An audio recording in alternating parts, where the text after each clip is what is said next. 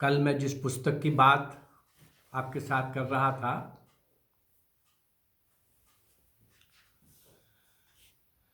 इस पुस्तक को लिखने से पूर्व इस पुस्तक का जो टाइटल सोचा गया वह इस प्रकार था, जम्मू कश्मीर एक अनसुलझी पहेली। परंतु पुस्तक लिखते लिखते बीच में 5-6 अगस्त 2019 एक ऐसा ऐतिहासिक दिवस आ गया जब सारा दृश्य ही बदल गया। और इसके साथ ही मेरी इस पुस्तक का टाइटल भी इस प्रकार बदला। बदला तो नहीं कहेंगे, 2 शब्द और जोड़े गए। तो क्या बन गया? जम्मू कश्मीर एक अनसुलझी पहेली का सुखद अंत। यद्यपि इसको पूरी तरह से सुखद होने में अभी समय लगेगा, परंतु ये बहुत बड़ा काम था 5-6 अगस्त 2019 को 370-35 को समाप्त करना। जम्मू कश्मीर और भारत ये 2 पृथक इकाइयां नहीं हैं, कभी भी नहीं थी। इतिहास के लंबे चौड़े कार्यकाल में कहीं भी, बल्कि कश्मीर तो भारत की संस्कृति और संस्कृत का सिरमौर, अध्यात्म का केंद्र, धर्म का केंद्र, हर प्रकार से सुसभ्य और सुसंस्कृत केंद्र। जम्मू कश्मीर भारत है, ऐसा कभी नहीं किसी ने कहा कि जम्मू कश्मीर और भारत 2 इकाइयां हैं। हजारों वर्षों का ये ऐतिहासिक सत्य है। महाभारत, नीलमत पुराण और राजतरंगिणी जैसे ग्रंथ इसके प्रमाण हैं। मुगल काल हो, ईरान, तुर्क, अफगान, फ्रेंच, डच, ऐसे अनेक जितने भी लोग आए, उन सारे लोगों का कश्मीर में प्रभाव तो दिखता है, परंतु जम्मू कश्मीर का राजनीतिक प्रशासन भारतीय इतिहास के बहुत बड़े कालखंड से देश का मुख्य भूमि से ही चला है। देश के अंदर होने वाली घटनाएं वो कश्मीर के अंदर भी उनका असर हुआ है।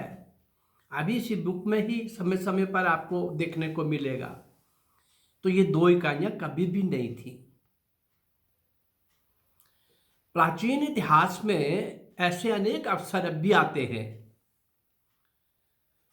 जब कश्मीर साम्राज्य के एक भाग के रूप में भारत का अधिकांश जो भूक्षेत्र था वो हिमालय में बसने वाला जो भी समाज था, अपनी स्थानीय विशेषताओं के कारण वो पनपा, विकसित हुआ, पल्लवित हुआ। गिलगित, बाल्टिस्तान, लद्दाख, कश्मीर, जम्मू, इसमें वर्तमान हिमाचल की घाटियों और पंजाब में रहने वाले सामाजिक समूहों की भी साझी पहचान थी। ये था जम्मू कश्मीर। 7 सैंधव यानी 7 नदियां, सरस्वती, रावी, झेलम, सतलुज, ब्यास, चनाब और सिंधु के बीच की भूमि और समाज सांस्कृतिक रूप से भी सभी भारतीय जीवन मूल्यों के साथ ही जुड़ा हुआ था। कोई चीज अलग नहीं थी। पूर्ण रूप से हिंदू था, एक भी मुसलमान नहीं था। राजनीतिक प्रशासन की दृष्टि से जम्मू कश्मीर सहित पूरे भारत में एक सांस्कृतिक एकता विद्यमान रही है। राजनीतिक दृष्टि से समय समय पर जो आघात हुए, टूटता बनता बिगड़ता रहा, लेकिन जम्मू कश्मीर देश से, भारत से कभी अलग नहीं देखा गया। पाकिस्तान प्रेरित अलगाववादी हजारों वर्ष की इस परंपरा से कश्मीर को काटने का निरंतर प्रयास करते आए हैं। वे जानते हैं कि जब तक नई पीढ़ी अब अपने इतिहास और संस्कृति से पूरी तरह कट जाए, जब तक उसकी राष्ट्रीयता पहचान करना भी संभव नहीं है,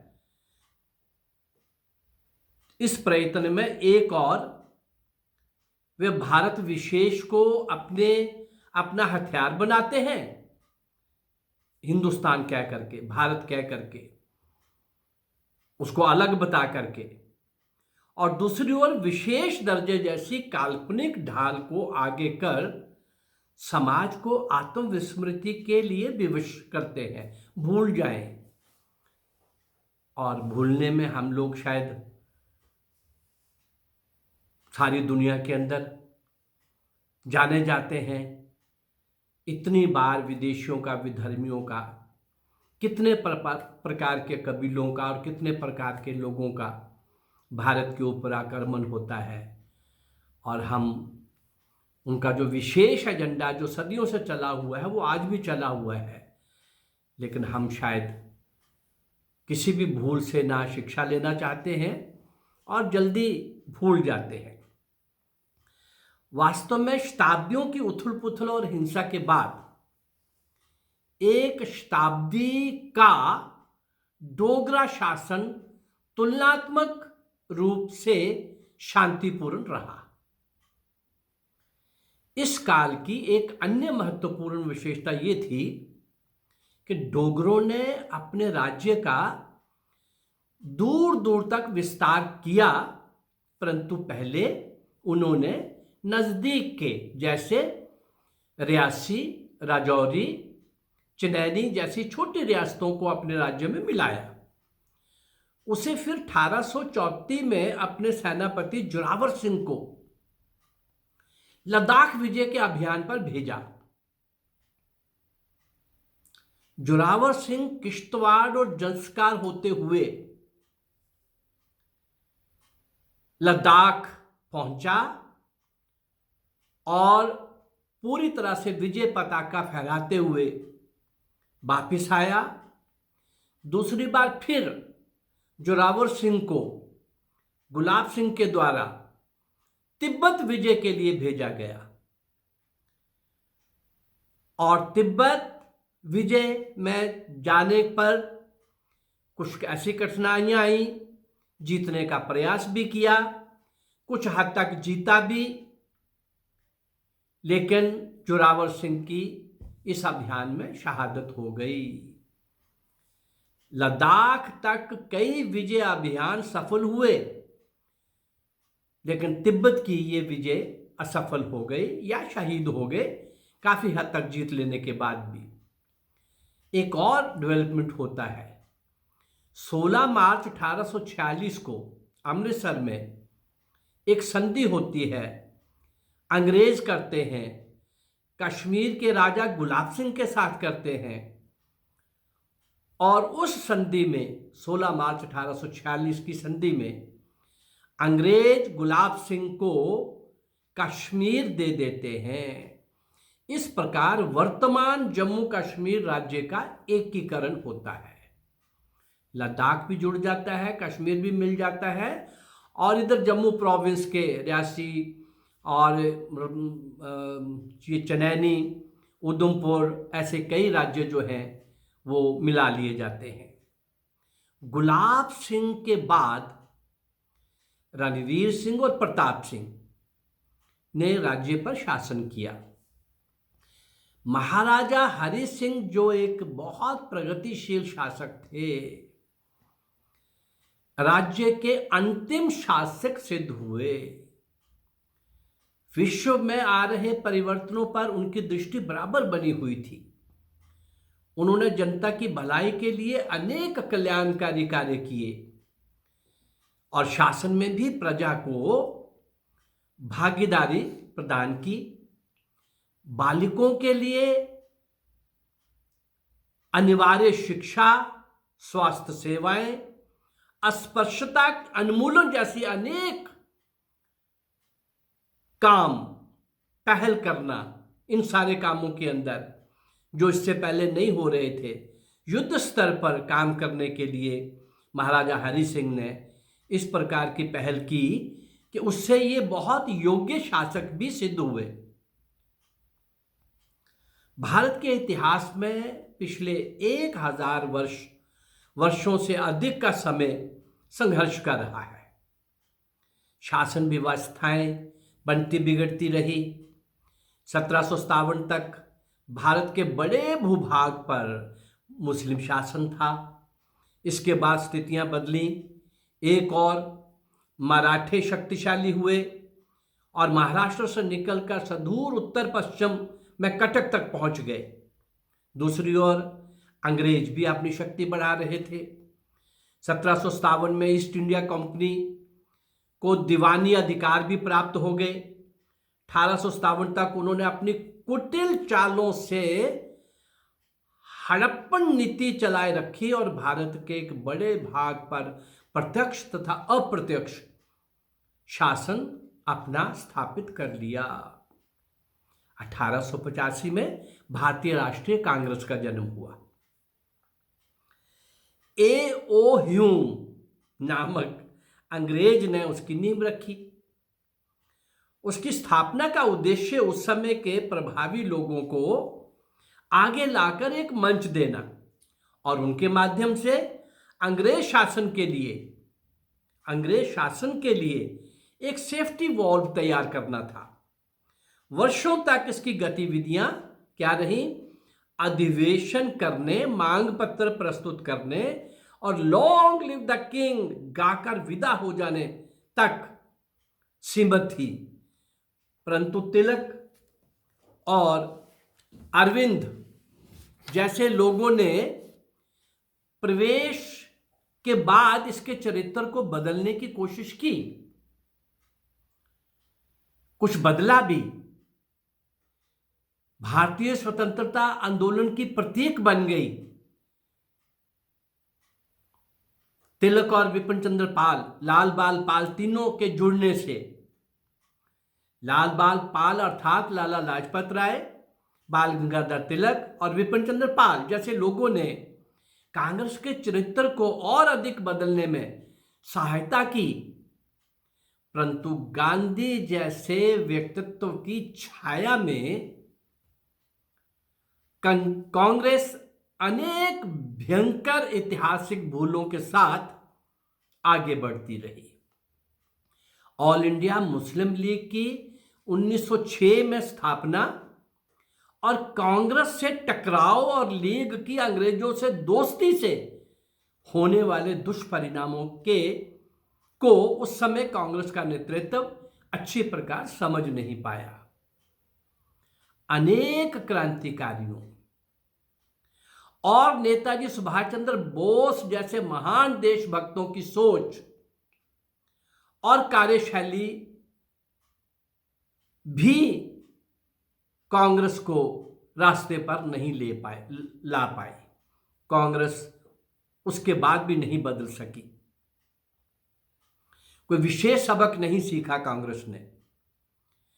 खिलाफत आंदोलन के साथ सहयोग से लेकर मुस्लिम लीग के उस समय के षड्यंत्रों को ना समझते हुए भूलों की पराकाष्ठा एवं चरम सीमा समझकर उसका सहयोग करते रहे। कश्मीर जो समस्या हो नहीं सकती थी, चूंकि उसका एक लंबे कालखंड का इतिहास उपलब्ध था। जम्मू कश्मीर का बहुत अधिक नुकसान हुआ, अर्थात अक्षम्य अपराध किया लेकिन इस बात के लिए जम्मू और कश्मीर, तीनों क्षेत्र, जम्मू, लद्दाख और कश्मीर घाटी के लोगों को भारी कीमत चुकानी पड़ी और आज तक ये लोग इसकी कीमत चुका रहे हैं। आज तक, अभी भी। जब पंडित नेहरू और शेख अब्दुल्ला के कुचक्रों को ना समझकर कांग्रेस उसका सहयोग करती रही, इस सारे कुचक्रों में पंडित नेहरू का भी हाथ रहा। क्यों रहा, कैसे रहा, ये आज तक भी कई रहस्य बने हुए हैं और आजकल सोशल मीडिया के अंदर बहुत सारी चीजें सामने भी आ रही हैं। जहां तक जम्मू कश्मीर का संबंध है, स्वतंत्रता से पूर्व भी जम्मू कश्मीर सहित सभी देशी रियासतों को भारत के अभिन्न अंग के रूप में स्वीकार किया जाता रहा है। साइमन कमीशन हो या भारत शासन अधिनियम हो अथवा कैबिनेट मिशन की रिपोर्ट हो, रियासतों को भारत के साथ जोड़कर ही देखा गया और जम्मू कश्मीर का भी इतिहास वैसा ही था। इसके बावजूद अलगाववादी धड़े मीडिया के एक वर्ग के समर्थन और सच जानने वालों की चुप्पी के बल पर, सच जानने वालों की चुप्पी के बल पर एक विरोधी विमर्श खड़ा करते रहे। खड़ा करने में काफी हद तक वो सफल रहे। अब समय आ गया है, ये उस पुस्तक के अंदर अभी 5-6 अगस्त, तो मैं आधे से ज्यादा पुस्तक लिख चुका था जब ये आया था। इन तथ्यों को तर्कों और पृष्ठभूमि के साथ देश के सामने लाया जाए। इस पुस्तक में कश्मीर घाटी का लंबा प्राचीन इतिहास, जम्मू क्षेत्र में डोगरों का गौरवमयी अतीत, पीओके, लद्दाख और मुख्य रूप से गिलगित बाल्टिस्तान, अक्साई चीन आदि की ऐतिहासिक पृष्ठभूमि और संवैधानिक स्थिति को संक्षेप में प्रस्तुत करने का प्रयास किया गया है इस पुस्तक के अंदर। इस पुस्तक का विषय कुछ जटिल था, परंतु इस बहुचर्चित समस्या का वास्तविक स्वरूप जानना भी आवश्यक था, उतना ही आवश्यक था। मैंने प्रयास किया कि इस प्रदेश का गौरवमयी अतीत और अत्यंत प्राचीन उपलब्ध इतिहास को क्रमबद्ध तरीके से लेकर आज तक मूल समस्या की ओर लोगों का ध्यान दिलाया जाए। इतना निश्चित है कि यह समस्या जिस प्रकार से राजनीतिक बताकर कुछ परिवारों ने केवल अपनी स्वार्थ सिद्धि की, आरंभ से लेकर अभी तक हुए आक्रमणों, लूटों, धर्मांतरणों आदि का ही उसी श्रृंखला को आगे बढ़ाते बढ़ाते जम्मू कश्मीर का पूर्ण रूप से इस्लामीकरण करने का ही इतिहास, आरंभ से अंत तक का इतिहास है। ये अभी तक सारे विश्व में, यही अभी तक सारे विश्व में व्यवहार हो रहा है। सारी दुनिया का इस्लामीकरण करने के लिए हमेशा से यही करते आए हैं, जिसको मैं उजागर करना चाहता हूं। संसार को मुसलमान बनाने के लिए कितने ही अनगिनत संगठन इस कार्य में लगे हैं। मेरी इस पुस्तक में 142 ऐसे संगठनों की संख्या दी गई है। इस्लाम के प्रचार और प्रसार का पूरा इतिहास ही हिंसा, लूटमार, धर्मांतरण, क्रूरता और अत्याचार का इतिहास है।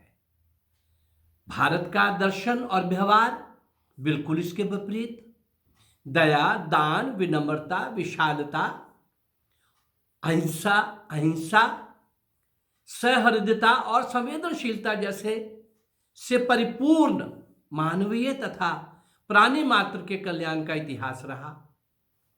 इसलिए विदेशियों के आने पर और बहुत कुछ गलत व अमानवीय करने के पश्चात भी उनके पूजा स्थल बनाने में सहयोग करते रहे हम लोग, जबकि लाखों मंदिरों को उनके द्वारा तोड़ा गया। नालंदा तक्षशिला के विशाल और विश्वविख्यात पुस्तकालय जलाए गए, जबरन धर्मांतरण किया गया। आज भी उसी क्रम में कश्मीर का पूर्ण इस्लामीकरण करते हुए संपूर्ण भारत का इस्लामीकरण का पुनः इस देश को मुस्लिम शासन की ओर धकेलने का कुषड्यंतर चल रहा है। परंतु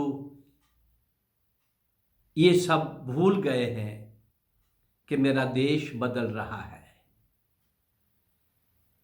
मेरा देश बदल रहा है और ऐतिहासिक गलतियों की पुनरावृत्ति अब नहीं होने वाली, क्योंकि अब मोदी, अमित शाह और योगी हैं, क्योंकि अब यहां का राष्ट्रवाद और यहां का पुत्र रूप मूल समाज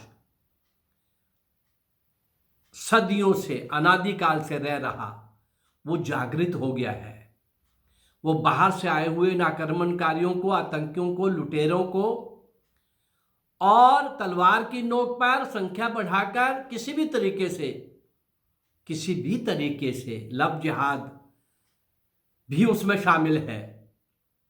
इन सब तरीकों से सारी दुनिया को मुसलमान बनाने का, इस्लामाइज करने का, इस्लामीकरण करने का जो इनका लक्ष्य है, एजेंडा है, कश्मीर भी उस एजेंडे का शिकार होता रहा।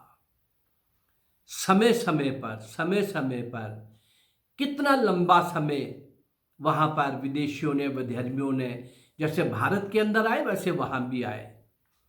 जैसे भारत के अंदर भी वो लोग परास्त होते रहे, मार खाते रहे, संघर्ष होता रहा, ऐसे ही कश्मीर के राजा भी बहुत दूर तक अपनी विजय पताका को लेके गए।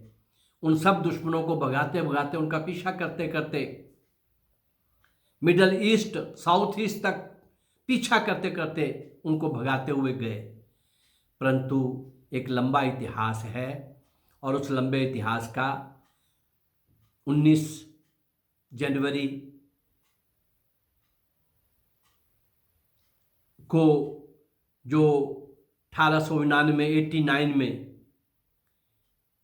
कश्मीरियों को पूरी तरह से वहाँ से जिस ढंग से निकाला गया, जिस तरीके से निकाला गया, वो उसी एजेंडे का एक लगभग उनकी तरफ से एक आखिरी चोट थी। पूरी तरह से अपमानित करके, भय, खौफ और आतंक का माहौल बना करके और बड़े ही गंदे शब्दों के साथ कि बहू बेटियां अपनी छोड़ जाओ, खुद चले जाओ, यहाँ रहना है तो मुसलमान बनना होगा। ये दारुल हर्ब और दारुल इस्लाम का ये कोई भी मुसलमान भूलता नहीं है। इन बातों को जब तक सारी दुनिया समझेगी नहीं, दुनिया को, पूरी दुनिया को कुछ तो इस्लाम में आज हैं और जो नहीं है उनको इस्लाम में लाना है। बाकी सब काफिर हैं, उनको मारना है, ख़त्म करना है, उनको जीने का कोई अधिकार नहीं। आज दुनिया जितनी जल्दी ये समझ आएगी, भारत के सेकुलर जितनी देर जल्दी समझ आएंगे, यूरोप के अंदर इनको शरण देना कितना महंगा पड़ा है, ये सब भी दुनिया ने देख लिया है। अभी फ्रांस में देख लिया है, स्वीडन में देख लिया है, डेनमार्क में देख लिया है, जर्मन में, स्पेन में देख लिया है। पूरे यूरोप के अंदर अभी संख्या में बहुत कम होते हुए भी वहाँ पर सारी दुनिया के अंदर कोशिश करते हैं कि हमारा शरिया चले और हमारे अनुसार ही सारी दुनिया जिए। जिसको जीना है वो मुसलमान बन के जिए, मुसलमान की शरिया मान के जिए, कुरान के अनुसार जिए। यानी जो लोग आज इस्लाम में हैं वो ठीक है, जो नहीं है उनको लाना है। इस एजेंडे के साथ काम करने वाले लोग किसी भी प्रकार की अत्याचार की, किसी भी प्रकार की सीमा तक को लांघने वाले ये लोग, जिनका इतिहास इसी बात का साक्षी है।